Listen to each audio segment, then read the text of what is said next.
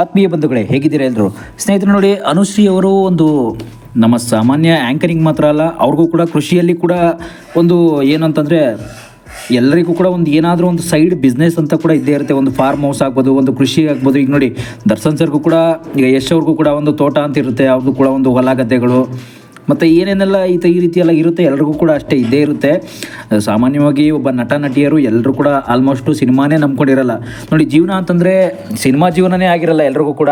ಅವ್ರದ್ದೇ ಆದಂಥ ಒಂದು ಏನಾದರೂ ಈಗ ಬೆಂಗಳೂರಲ್ಲೇ ಏನಾದರೂ ಒಂದು ಸೈಡ್ ಬಿಸ್ನೆಸ್ ಆಗಲಿ, ಒಂದು ಅಂಗಡಿಗಳಾಗಲಿ, ಒಂದು ಏನಾದರೂ ಶಾಪ್ಗಳಾಗಲಿ, ಒಂದು ಮಾಲ್ಗಳಾಗಲಿ ಇಟ್ಕೊಂಡಿರ್ತಾರೆ ಎಲ್ಲರೂ ಕೂಡ. ಈಗ ನೋಡಿ, ಡಿ.ಕೆ. ಶಿವಕುಮಾರ್ದು ಕೂಡ ಮಾಲ್ಗಳಿದೆ, ಎಷ್ಟೋ ಅಪಾರ್ಟ್ಮೆಂಟ್ಗಳು ಕೂಡ ಇದೆ.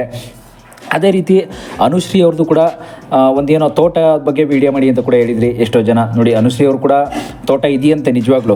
ಅದಕ್ಕೂ ಮೊದಲು ದಯವಿಟ್ಟು ನಮ್ಮ ಚಾನಲ್ನ ಫಸ್ಟ್ ಟೈಮ್ ನೋಡ್ತಾ ಇದ್ದರೆ ದಯವಿಟ್ಟು ಸಬ್ಸ್ಕ್ರೈಬ್ ಮಾಡಿ ನೋಡಿ ಸ್ನೇಹಿತರೆ. ಯಾಕೆಂತಂದರೆ ಸಬ್ಸ್ಕ್ರೈಬ್ ಮಾಡಬೇಕಂದ್ರೆ ಏನೂ ಕಾಸು ಕೊಡಬೇಕಾಗಿಲ್ಲ. ದಯವಿಟ್ಟು ಸಬ್ಸ್ಕ್ರೈಬ್ ಮಾಡೋದ್ರಿಂದ ಏನೋ ಸಪೋರ್ಟ್ ಸಿಕ್ತಷ್ಟೇ, ಬೆಂಬಲ ಸಿಕ್ತಷ್ಟೇ, ತೃಪ್ತಿ ಆಗುತ್ತೆ ಅಷ್ಟೇ, ಬೇರೆ ಏನೇನಿಲ್ಲ ಸ್ನೇಹಿತರೆ. ನೋಡಿ, ಅನುಶ್ರೀ ಅವರ ಒಂದು ತೋಟ ಏನಿದೆ ಅಂತಂದರೆ, ಈಗ ನೋಡಿ ನಟ ದರ್ಶನ್ ತುಗುದೀಪ್ ಅವರಂತಲೇ ಕೃಷಿಯಲ್ಲಿ ಆಸಕ್ತಿ ಇದೆಯಂತೆ ಹೆಚ್ಚು. ಇವ್ರಿಗೆ ಕೃಷಿಯಲ್ಲಿ ಆಸಕ್ತಿ ಇರೋದ್ರಿಂದ ಹಾಸನದ ಒಂದು ಹತ್ತಿರ ಒಂದು 30 ಎಕರೆ ಜಮೀನನ್ನು ಕೂಡ ಖರೀದಿ ಮಾಡಿದ್ದಾರಂತೆ. ನೋಡಿ, ಲೆಕ್ಕ ಹೇಳ್ಬೇಕಂದ್ರೆ ಇವರು ಮಂಗಳೂರು ಕಡೆಯವರು. ಆ ಕಡೆ ಮಂಗಳೂರು ಸೈಡಲ್ಲಿ ಏನೋ ಆ ಕಡೆ ಸ್ವಲ್ಪ ಜಮೀನು ಕಮ್ಮಿ ಇರೋದ್ರಿಂದ ಈ ಕಡೆ ಹಾಸನದ ಹತ್ರ ಒಂದು 30 ಎಕರೆ ಜಮೀನನ್ನು ಪರ್ಚೇಸ್ ಮಾಡಿದಾರಂತೆ, ಅಂದರೆ ಕೊಂಡುಕೊಂಡಿದ್ದಾರಂತೆ. ಯಾಕೆಂದರೆ ಅಲ್ಲೂ ಕೂಡ ಒಂದು ಅಧಿಕ ಲಾಭ ಇರತಕ್ಕಂಥ ಒಂದು ಅಡಿಕೆ ತೋಟ ಕೂಡ ಕಟ್ಟಿದ್ದಾರೆ ಅಂತ ಕೂಡ ಕೇಳಲಾಗ್ತಾ ಇದೆ. ಅಡಿಕೆ ತೋಟದಲ್ಲಿ ಅಧಿಕ ಲಾಭ ಇರೋದ್ರಿಂದ ಅಲ್ಲೂ ಕೂಡ ತೋಟದಲ್ಲಿ ಅಡಿಕೆ ಒಂದು ಬೆಳವಣಿಗೆಯಲ್ಲಿ ಒಂದು ಲಾಭ ಮಾಡೋಣ. ಯಾಕೆ ಅಂತಂದರೆ ಸಿನಿಮಾನೇ ನಮ್ಮ ಜೀವನ ಆಗಿರಲ್ಲ. ಜೀವನದಲ್ಲಿ ನೋಡಿ, ಏನೇನೋ ಸಾಧನೆ ಮಾಡಬೇಕು ಅಂತೆಲ್ಲ ಬರ್ತೀವಲ್ಲ, ಸಿನಿಮಾ ಅಂತೂ ಜೀವನದಲ್ಲಂತೂ ನಿಜವಾಗೂ ಸಿನಿಮಾ ಜೀವನ ಅಂತೂ ಎಷ್ಟೋ ಜನ ಸಿನಿಮಾದಲ್ಲಿ ಹೀರೋ ಆಗಬೇಕು ಅಂತ ಬಂದು ಜೀರೋ ಆಗೇ ಇದ್ದಾರೆ. ಎಷ್ಟೋ ಜನ 1-2 ಸಿನಿಮಾ ಮಾಡ್ತಾರೆ, ಇನ್ನು ಸಿನಿಮಾ ಇಂಡಸ್ಟ್ರಿ ಸವಾಸ ಸಾಕಪ್ಪ ಅಂತ ಕೂಡ ಹೊರಟೋಗ್ತಾರೆ. ಅದಕ್ಕೆ ನೋಡಿ, ಅನುಶ್ರೀ ಅವರು ಕೂಡ ಈಗ ಅವ್ರ ತೋಟ ಅಂತ ಬಂದರೆ ಅವರ ಒಂದು ಅಡಿಕೆ ತೋಟವನ್ನು ಈಗಲೂ ಪ್ರಾರಂಭಿಸಿದ್ದಾರಂತೆ. 2020ರಲ್ಲೇ ಒಂದು ಕ್ಯಾಸನೂರು ಅನ್ನೋ ಒಂದು ನಾಟಿ ಅಡಿಕೆ ತಳಿಯನ್ನು ಕೂಡ ಸಸಿಗಳನ್ನು ಕೂಡ ತರಿಸಿ ತೋಟವನ್ನು ಕಟ್ಟಿದ್ದಾರೆ ಅಂತ ಕೂಡ ಕೇಳಲಾಗ್ತಾ ಇದೆ.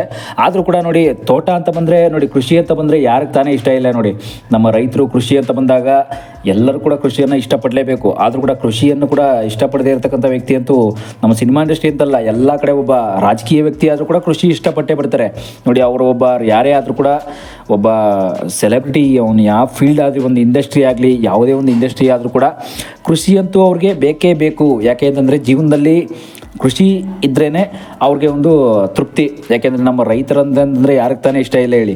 ಅದೇ ರೀತಿ ಇಲ್ಲಿ ಬೆಂಗಳೂರಲ್ಲಂತೂ ಅವ್ರ ಸ್ವಂತ ಮನೆ ಇರಲಿ, ಏನೇ ಒಂದು ಸ್ವಂತ ಕಾರ್ ಇರಲಿ, ಒಂದು ಸ್ವಂತ ಏನಾದರೂ ಒಂದು ಸ್ವಂತ ಬಿಸ್ನೆಸ್ಸು ಐಡಿಯಾಸ್ ಇರಲಿ, ಆದರೂ ಕೂಡ ಕೃಷಿ ಅಂತೂ ಎಲ್ಲರೂ ಕೂಡ ಬೇಕೇ ಬೇಕು. ಆದರೂ ಕೂಡ ಅನುಶ್ರೀ ಅವರು ಕೂಡ ನನಗೂ ಕೂಡ ಕೃಷಿಯಲ್ಲಿ ಕೂಡ ಇಂಟ್ರೆಸ್ಟ್ ಇದೆ ಅಂತ ಅಂದ್ಬಿಟ್ಟು ಕೂಡ ಹಾಸನದ ಹತ್ರ ಒಂದು 30 ಎಕರೆ ತೋಟವನ್ನು ಖರೀದಿ ಮಾಡಿದ್ವಿ ಅಂತ ಕೂಡ ಹೇಳಲಾಗಿದೆ. ಅದರಲ್ಲೂ ಕೂಡ ಏನೋ ಬಾಳೆ ತೋಟ ಮತ್ತು ಅಡಿಕೆ ತೋಟ ಕೂಡ ಅಂತ ಕೂಡ ಹೇಳಲಾಗಿದೆ.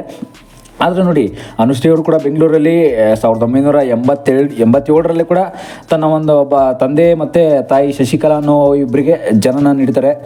ಇವತ್ತೇನಂತಂದರೆ ಒಂದು ತುಳು ಭಾಷೆ, ಮಂಗಳೂರು ಕಡೆ ತುಳು ಭಾಷೆ ಅಂತ ನೀವು ಕೇಳಿರ್ತೀರ ಎಲ್ಲರೂ ಕೂಡ. ತುಳು ಭಾಷೆಯನ್ನು ಮಾತಾಡ್ತಕ್ಕಂಥ ವ್ಯಕ್ತಿ ಇವರು. ತುಳು ಭಾಷೆ ಕೂಡ ನಮ್ಮ ಕನ್ನಡದಲ್ಲೇ ಜಾಸ್ತಿ ಮಾತಾಡ್ತಾರೆ.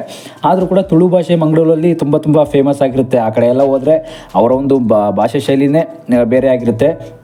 ಈಗ ನೋಡಿ, ನಮ್ಮ ಉತ್ತರ ಕರ್ನಾಟಕ ಹೇಗೆ ಭಾಷೆ ಶೈಲಿ ಇದೆಯೋ ಅದೇ ರೀತಿ ಉತ್ತರ ಕರ್ನಾಟಕದಲ್ಲೂ ಕೂಡ ಅವ್ರದ್ದು ಒಂದು ಉತ್ತರ ಕರ್ನಾಟಕ ಭಾಷೆ ಇರುತ್ತೆ. ನಮ್ಮ ಈ ಕಡೆ ದಕ್ಷಿಣ ಕರ್ನಾಟಕ ಬಂದರೆ ಬೆಂಗಳೂರು, ಮೈಸೂರು, ಮಂಡ್ಯ ವಿಭಾಗ ಬಂದರೆ ಈ ಕಡೆ ನಮ್ಮದೇ ಒಂದು ಶೈಲಿ ಮಂಡ್ಯ ಭಾಷೆ ಇರುತ್ತೆ. ಅದೇ ರೀತಿಯೇ ಅಚ್ಚ ಕನ್ನಡ ಭಾಷೆ ಇರುತ್ತಲ್ಲ, ಅದೇ ರೀತಿ ಮಂಗಳೂರು ಕಡೆಗೇ ಒಂದು ಭಾಷೆ. ಈಗ ನೀವು ಮಂಗಳೂರು ಕಡೆ ಭಾಷೆ, ನೀವು ಕಾಂತಾರ ಪಿಕ್ಚರ್ ಎಲ್ಲ ನೋಡಿರ್ತೀರ, ಅವರು ಮಂಗಳೂರು ಭಾಷೆನೇ ಎಲ್ಲ ರೀತಿ ಮಾಡಿರ್ತಕ್ಕಂಥದ್ದವರು ಪಿಕ್ಚರ್ ಎಲ್ಲ ಸೇಮ್ ಅದೇ ರೀತಿಯೇ ಸ್ವಲ್ಪ ಮಿಕ್ಸಲ್ಲಿ ತುಳು ಭಾಷೆ ಇರುತ್ತೆ. ತುಳು ಭಾಷೆ ಅಂತಂದರೆ ಅದು ಏನು ನಮ್ಮ ಕನ್ನಡ ಅಲ್ಲಿ ಬರವಣಿಗೆ ಇರಲ್ಲ. ತುಳು ಅಂದರೆ ಈಗ ನಮ್ಮ ಕನ್ನಡ ನಾವು ಬರಿತೀವಲ್ಲ, ಅದೇ ರೀತಿ ಅಕ್ಷರಗಳು ಬರವಣಿಗೆ ಎಲ್ಲ ಇರಲ್ವಂತೆ ತುಳು ಭಾಷೆ. ಆದ್ದರಿಂದ ತುಳು ಭಾಷೆ ಅಂತಕ್ಕಂಥದ್ದು ಬರೀ ಮಾತಲ್ಲಿ ಮಾತಾಡ್ತಕ್ಕಂಥ ಭಾಷೆ ಅಷ್ಟೇ. ಅದು ಬರವಣಿಗೆ ರೂಪದಲ್ಲಿ ಯಾವುದೇ ಕಾರಣಕ್ಕೂ ಇಲ್ಲದೆ ಇರುವಂಥ ಭಾಷೆ ಇದು. ಅಲ್ಲಿಂದ ಅನುಶ್ರೀ ಅವರು ಕೂಡ ಅಲ್ಲಿಂದ ಒಂದು ಮೈಲಿಗೆಲ್ಲ ಹಾಕ್ಕೊಂಡು ಬರ್ತಾರೆ ನೋಡಿ. ಇವರು ಒಂದು 5ನೇ ತರಗತಿ ಇದ್ದಾಗಲೇ ಬೆಂಗಳೂರಿನ ಒಂದು ಸೆಂಟ್ ಥಾಮಸ್ ಶಾಲೆಯಲ್ಲಿ ಕೂಡ ಕಲಿತಿದ್ರಂತೆ. ಇಲ್ಲೇ ಒಂದು ಶಾಲೆಯಲ್ಲಿ ಬೆಳ್ಕೊಂಡು ಬಂದು ಇಲ್ಲೇ ಬೆಂಗಳೂರಲ್ಲೇ ಜೀವನ ಮಾಡಬೇಕು, ಬೆಂಗಳೂರಲ್ಲೇ ಏನಾದರೂ ಒಂದು ನಾವು ಅಚೀವ್ಮೆಂಟ್ ಸಾಧನೆಯನ್ನು ಮಾಡಬೇಕು ಅಂತ ಕೂಡ ಬಂದಂಥವ್ರು ನೋಡಿ. ನಂತರ ಮಂಗಳೂರಿನ ಒಂದು ನಾರಾಯಣ ಗುರು ಶಾಲೆಯಲ್ಲಿ ತಮ್ಮ ಶಾಲಾ ಶಿಕ್ಷಣವನ್ನು ಕೂಡ ಪೂರ್ಣಗೊಳಿಸ್ಕೊಂಡು ಬರ್ತಾರೆ. ಇವರಿಗೆ ಒಂದು ಪದವಿ ಪೂರ್ವ ಶಿಕ್ಷಣ ಇಲಾಖೆ ಮುಗಿದ ತಕ್ಷಣ ತಮ್ಮ ಒಂದು ದೂರದರ್ಶನದಲ್ಲಿ ಕೆಲಸ ಮಾಡುವ ಒಂದು ಅವಕಾಶ ಸಿಗುತ್ತೆ. ಅಲ್ಲಿ ಇಲ್ಲೇ ಬೆಂಗಳೂರಲ್ಲೇ ಒಂದು ದೂರದರ್ಶನ ಅಂದರೆ TV ಚಾನಲಲ್ಲಿ ಕೆಲಸ ಮಾಡುವ ಅವಕಾಶ ಸಿಕ್ಕಿರೋದ್ರಿಂದ ಅಲ್ಲಿ ಆ್ಯಂಕರಿಂಗಾಗಿ ಸ್ವಲ್ಪ ಕೆಲವು ವರ್ಷಗಳ ಕಾಲ ವರ್ಕ್ ಮಾಡ್ತಾರೆ. ಈಗ ಸದ್ಯಕ್ಕೆ ಈಗ ನಮ್ಮ ನೋಡಿ ಸ್ಯಾಂಡಲ್ವುಡ್ಡಲ್ಲಿ ಎಷ್ಟು ಫೇಮಸ್ ಆಗಿದ್ದಾರೆ ಅಂತಂದರೆ ಆ್ಯಂಕರಿಂಗ್ ಫೀಲ್ಡಲ್ಲಿ, ಅದು ನಿಮಗೂ ಎಲ್ಲರ ಕಡೆ ನೋಡ್ತಾ ಇದ್ದಾರೆ ಎಷ್ಟು ಫೇಮಸ್ ಆಗಿರ್ತಾರೆ. ಯಾರ್ಯಾರು ಆ್ಯಂಕರಿಂಗಲ್ಲಿ ಫೀಲ್ಡಲ್ಲೇ ಎಷ್ಟೆಷ್ಟೆಲ್ಲ ಮೇಲುಗೈ ದಾಟ್ಬಿಟ್ಟಿದ್ದಾರೆ ನೋಡಿ. ಎಷ್ಟೋ ಜನ ಆ್ಯಂಕರಿಂಗ್ ಫೀಲ್ಡಲ್ಲಿ ಇರ್ತಾರೆ. ಯಾರು ಚೆನ್ನಾಗಿ ಆ್ಯಂಕರಿಂಗ್ ಮಾಡ್ತಾರೆ, ಯಾರು ಚೆನ್ನಾಗಿ ಮಾಡಲ್ಲ ಅನ್ನೋದು ಕೂಡ ಎಷ್ಟೋ ಜನ ನೀವು ಕೂಡ ಫೀಡ್ಬ್ಯಾಕನ್ನು ಹಾಕಿರ್ತೀರ, ಕಾಮೆಂಟ್ಸನ್ನು ಹಾಕಿರ್ತೀರ.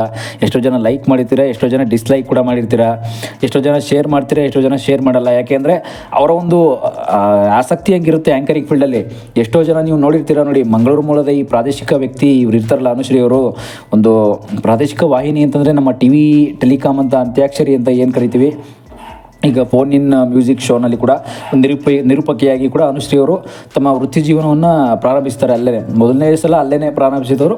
ನೆಕ್ಸ್ಟು ETV ಕನ್ನಡದಲ್ಲಿ ಅಲ್ಲೂ ಕೂಡ ಪ್ರಸಾರವಾಗ್ತಿದ್ದ ಒಂದು ಡಿಮ್ಯಾಂಡ್ ಅನ್ನೋ ಒಂದು ಕಾರ್ಯಕ್ರಮದಲ್ಲೂ ಕೂಡ ನಿರೂಪಕಿಯಾಗಿ ಬರ್ತಾರೆ. ನಂತರ ಬಿಗ್ ಬಾಸ್ ಸೀಸನ್ ಕನ್ನಡ ಒಂದರಲ್ಲೂ ಕೂಡ ರಿಯಾಲಿಟಿ ಶೋನಲ್ಲೂ ಕೂಡ ಇವರು ಕಾಣಿಸ್ಕೊತಾರೆ. ಅಲ್ಲೂ ಕೂಡ ಬಿಗ್ ಬಾಸ್ ಒಂದರಲ್ಲೂ ಬರ್ತಾರೆ. ಅದಾದಮೇಲೆ ಅವರು ಒಂದು 80 ದಿನಗಳ ಕಾಲ ಆ ಮನೆಯಲ್ಲೇ ಕೂಡ ಇರ್ತಾರೆ. ಒಂದು ಸಣ್ಣ ಮನೆಯಲ್ಲೇ ಇಲ್ಲೇ ಬೆಂಗಳೂರಲ್ಲೇ ವಾಸ ಇರ್ತಾರೆ. ಅದಲ್ಲದೆ ಅವರು ಬೇರೆ ಬೇರೆ ಒಂದು ಕಾರ್ಯಕ್ರಮಗಳಾದ ಸುವರ್ಣ ಫಿಲ್ಮ್ ಫೇರ್ ಅವಾರ್ಡ್ಸು ಅದೆಲ್ಲ ಕೂಡ ಪ್ರಶಸ್ತಿಗಳು ಕೂಡ ಬಂದಿರೋಗಳು ಕೂಡ ನೋಡ್ಬೋದು. ಮತ್ತು ಕಾಮಿಡಿ ಕಿಲಾಡಿಗಳು, ಸರಿಗಮಪ ಕಾರ್ಯಕ್ರಮ, ಮತ್ತು ನೀವೆಲ್ಲ ನೋಡ್ತಾ ಇರ್ತೀರ ಎಲ್ಲ ನಮ್ಮ ಸಿನಿಮಾ ಸ್ಟಾರ್ಗಳಂತೂ ಏನಾದರೂ ಒಂದು ಸಿನಿಮಾ ಹಿಟ್ಟಾಗಬೇಕು, ದೊಡ್ಡ ಮಟ್ಟದಲ್ಲಿ ಹಿಟ್ಟಾಗಬೇಕು ಅಂದರೆ ಸಿನಿಮಾ ಶೋಸ್ ಮಾಡಲೇಬೇಕು. ಅಂದರೆ ನಮ್ಮ ರಿಯಾಲಿಟಿ ಶೋ ಮಾತ್ರ ಅಲ್ಲ, ಸಿನಿಮಾದು ಕೂಡ ಒಂದು ಟ್ರೈಲರ್ ಲಾಂಚ್ ಅಂತ ನಾವೇನು ಕರಿತೀವಿ, ಸಾಂಗ್ಸ್ ಲಾಂಚ್ ಆಗ್ಬೋದು, ಅದೆಲ್ಲದು ಕೂಡ ಇವರೇ ಕೂಡ ನಡೆಸ್ಕೊಡ್ತಾರೆ. ಆದರೂ ಕೂಡ ತಮ್ಮ ಒಂದು ಸಂಭಾವನೆ ಬಗ್ಗೆ ಕೂಡ ನೆಕ್ಸ್ಟ್ ವೀಡಿಯೋದಲ್ಲಿ ನಾನು ಹೇಳೋಕ್ಕೆ ಇಷ್ಟಪಡ್ತೀನಿ. ಯಾಕೆಂತಂದರೆ ಈ ವಿಡಿಯೋದಲ್ಲಿ ಅವರ ಒಂದು ಕೃಷಿ ಬಗ್ಗೆ ಮತ್ತು ಅವರ ಒಂದು ವ್ಯವಸಾಯ ಕೂಡ ಹೇಗಿದೆ ಊರಲ್ಲಿ, ಮತ್ತು ಅವ್ರ ಸ್ವಂತ ಊರು ಬಂದು ಮಂಗಳೂರು ಸೈಡು, ಆದರೂ ಕೂಡ ಮಂಗಳೂರು ಕಡೆ ಅವ್ರದ್ದು ಜಮೀನು ಕಡಿಮೆ ಇರೋ ಕಾರಣ ಹಾಸನದ ಹತ್ರ ಎಲ್ಲೋ ಜಮೀನು ಖರೀದಿ ಮಾಡಿ ಅಲ್ಲೂ ಕೂಡ ಏನೋ ಒಂದು ತೋಟವನ್ನು ಕಟ್ಟಿ ಫಾರ್ಮ್ ಹೌಸನ್ನು ಕೂಡ ಮಾಡಿದ್ದೀನಿ ಅಂತ ಕೂಡ ಹೇಳ್ಕೊಂಡಿದ್ದಾರೆ. ಸ್ನೇಹಿತರೆ, ಇನ್ನೊಂದು ಏನಂತಂದರೆ ಹೇಳ್ಬೇಕಂತಂದರೆ ನೋಡಿ, ಅವರು ಅನುಶ್ರೀ ಅವರು ಅಂತ ಬಂದರೆ, ಈಗ ನೋಡಿ ನಿಮ್ಮ ಮೊದಲೇ ಹೇಳಿದ್ದೆ, ಕೃಷಿ ಅಂತ ಬಂದಾಗ ನಮ್ಮ ಒಂದು ಏನೇ ಒಂದು ನಮ್ಮ ಜಾಬಲ್ಲಿರಲಿ, ಒಂದು ಕೆಲಸದಲ್ಲಿರಲಿ, ನಮ್ಮತನವನ್ನು ನಾವು ಯಾವುದೇ ಕಾರಣಕ್ಕೂ ಬಿಟ್ಕೊಡ್ಬಾರ್ದು. ನೋಡಿ, ಅನುಶ್ರೀ ಅವರು ಅಷ್ಟೇ ತಮ್ಮ ಸಿನಿಮಾ ಇಂಡಸ್ಟ್ರಿಯಲ್ಲಿ ಕೂಡ ಅವರು ಎಷ್ಟೋ ಕೋಟಿ ಲಕ್ಷ ದುಡ್ಡನ್ನು ಸಂಭಾವನೆಯನ್ನು ತಗೋಬೋದು, ಇಲ್ಲ ಅಂತಲ್ಲ. ಆದರೂ ಕೂಡ ಅವ್ರದ್ದೇ ಆದಂಥ ಒಂದು ಕೃಷಿ ಅಂತಕ್ಕಂಥದ್ದು ಎಲ್ಲರೂ ಕೂಡ ಇಷ್ಟಪಡೋದ್ರಿಂದ ಅವರು ಕೃಷಿ ಜೀವನ ಅಂತೂ ಮಾಡ್ತಾ ಇದ್ದಾರೆ. ಯಾಕೆಂದರೆ ಸಿನಿಮಾದಲ್ಲಿ ಹೀರೋಗಳು ಎಷ್ಟೇ ನೀವು ಹೀರೋಗಳು ತಗೊಳ್ಳಿ, ಧನ್ವೀರ್ ಅವ್ರನ್ನೂ ಕೂಡ ತಗೊಳ್ಳಿ. ನೋಡಿ, ಧನ್ವೀರ್ ಅವರು ಕೂಡ ಅವ್ರದ್ದು ಕೂಡ ಒಂದು ಫಾರ್ಮ್ ಹೌಸ್ ಎಲ್ಲ ಇದೆ. ಫಾರ್ಮ್ ಹೌಸಲ್ಲಿ ಅಂದರೆ ಹಸುಗಳದ್ದು ಒಂದು ಗೋಶಾಲೆ ಅಂತ ನಾವೇನು ಕರಿತೀವಿ, ಅದೇ ಥರ ಫಾರ್ಮ್ ಹೌಸ್ ಎಲ್ಲ ಕಟ್ಕೊಂಡಿರ್ತಾರೆ. ಎಷ್ಟೋ ನಮ್ಮ ಸ್ಟಾರ್ಸ್ಗಳು ನೋಡಿ, ಉಪ್ಪಿ ಸರ್ ಆಗ್ಬೋದು, ಉಪ್ಪಿ ಸರ್ದು ರೆಸಾರ್ಟ್ ಇಲ್ಲೇ ಬೆಂಗಳೂರಲ್ಲಿ ರೆಸಾರ್ಟ್ಗಳಿದೆ. ಕೆಲವರು ಹೋಟೆಲ್ ಕೂಡ ಮಾಡ್ಕೊಂಡಿದ್ದಾರೆ. ಎಷ್ಟೋ ಜನ ನಿರ್ಮಾಪಕರು, ನಿರ್ದೇಶಕರು, ಅದೆಲ್ಲ ನಿಮ್ಗೆ ಹೇಳ್ತಾ ಹೋದರೆ ಇನ್ನೂ ತುಂಬ ಹೇಳ್ಬೋದು ಮಾತ್ರ. ಯಾಕೆಂದರೆ ಸಿನಿಮಾನೇ ಜೀವನ ಆಗಿರಲ್ಲ, ಅದೆಲ್ಲ ಕೂಡ ನಿಮಗೂ ಕೂಡ ಗೊತ್ತೇ ಇರುತ್ತೆ. ಸಿನಿಮಾ ಅಂತಂದರೆ ನಾವು ಸಿನಿಮಾ ಇಂಡಸ್ಟ್ರಿಲಿ ತೊಗೊಳ್ತಕ್ಕಂಥ ಸಂಭಾವನೆ ಇರೋದು ಅದು ಅಷ್ಟು ತುಂಬ ಕಮ್ಮಿ ಇರುತ್ತೆ. ತುಂಬ 1 ಲಕ್ಷ ಸಿಗ್ಬೋದು, ಇಲ್ಲ 1,000 ಸಿಗ್ಬೋದು ಒಂದು ದಿನಕ್ಕೇ, ಅಥವಾ ಒಂದು ತಿಂಗಳಿಗೇ ಬರೀ 15,000 ಈ ಥರ 9,000 ಸಿಗ್ಬೋದು. ಯಾಕೆಂದರೆ ನಾವು ಆ ಮಟ್ಟದಲ್ಲಿ ಇಟ್ಟಾಗಿರ್ತೀವಿ, ಇಲ್ಲ ಯಾವ ರೀತಿ ಫೇಮಸ್ ಆಗಿರ್ತೀವಿ ಅನ್ನೋದು ಕೂಡ ಇಲ್ಲಿ ಸಂಭಾವನೆ ಅನ್ನೋದು ಹೋಗುತ್ತೆ ಸ್ನೇಹಿತರೆ. ಮತ್ತು ಇನ್ನೊಂದೇನಂತಂದರೆ, ಅನುಶ್ರೀ ಅವರ ಒಂದು ತೋಟದ ಬಗ್ಗೆ ಈಗ ಸದ್ಯಕ್ಕೆ ವಿಡಿಯೋ ಮಾಡಿ ಅಂತ ಹೇಳಿದ್ರಿ. ಈಗ ವಿಡಿಯೋ ಕೂಡ ಮಾಡಿದ್ದೀನಿ. ದಯವಿಟ್ಟು ನಮ್ಮ ಚಾನಲ್ ಈಗಲೇ ನೋಡ್ತಾ ಇರಿ. Thank you.